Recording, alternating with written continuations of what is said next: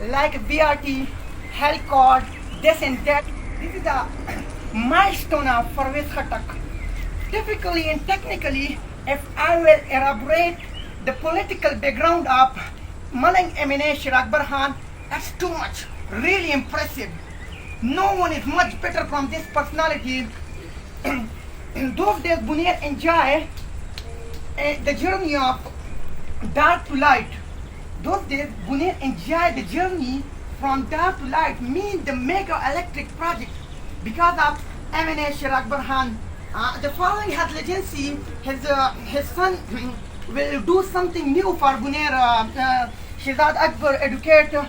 Now he will trying to increase the size of Pakistan Tehreek Insaf parliamentarian. That's where many powerful and noble families will join this party. And inshallah, in upcoming election, the next MNA for Buner is Shehzad Akbar educate.